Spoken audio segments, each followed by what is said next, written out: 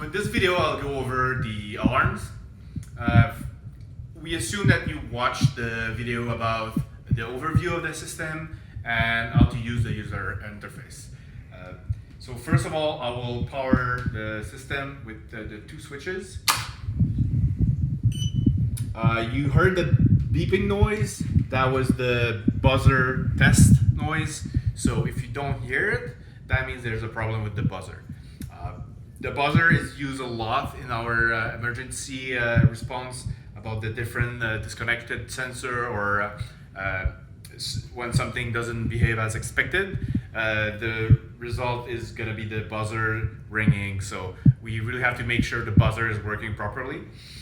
So after 30 seconds or so, you will reach the home screen. I won't go over all the details because they are explained in the other video. So I will just start on a regular adult loop, like so. I can only go over a couple alarms because some of them, for example, the battery low voltage needs a while to be triggered, but I will still explain how they work, and then you will see where they're displayed on the user interface. So there are two types of alarm.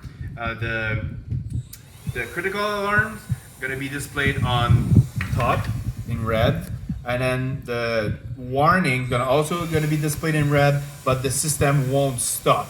It's just a warning. So for example, if the battery voltage reaches 30% or below, then you're gonna have a warning. But if it reaches 10%, then it's gonna be an alarm that's gonna be ringing for continuous with a continuous noise. So the first test I'm gonna do, which is the most important one, because it can happen in a real scenario, is gonna be a tube disconnected. So I can take any piece of the tube and disconnect it. I'll go right there. It takes 2 cycles to detect that the tube is disconnected. So as soon as the tube is disconnected, the warning, low pressure warning, is displayed on the screen, which is the pressure measurement is in red, and then it takes 2 cycles to detect that the tube is disconnected.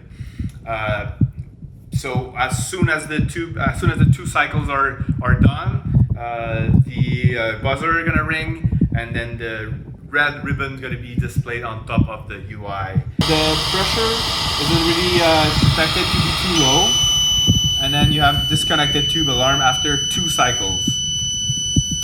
Once the tube is connected, so if you connect the tube back on, you can clear the alarm, and then the system's gonna start back. Then the next alarm that I wanted to explain to you is the pressure difference. So since we have 2 pressure sensor, the only reason why we have 2 pressure sensor is to make sure if one of them is failing or uncalibrated, or the signal is lost or anything like this.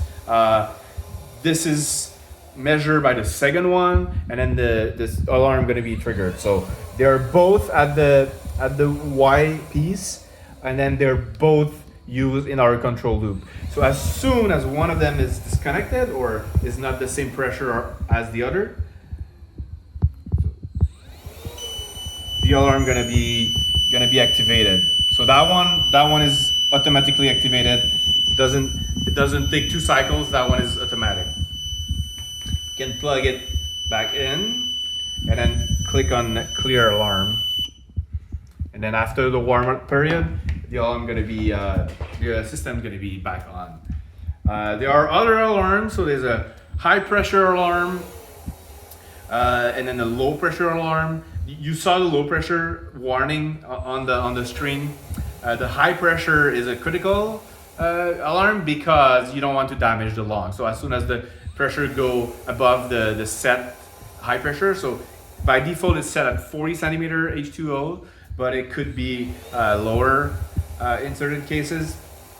As soon as the alarm go above this point, and then the same ribbon appear on the top, and then like I mentioned before, the low battery alarm is also displayed, and then the low tidal volume warning is shown, but since it's not part of the control loop, It's not an alarm that's going to stop the system. It's just a warning to warn you that the tidal volume is too low. So that's it for the alarm.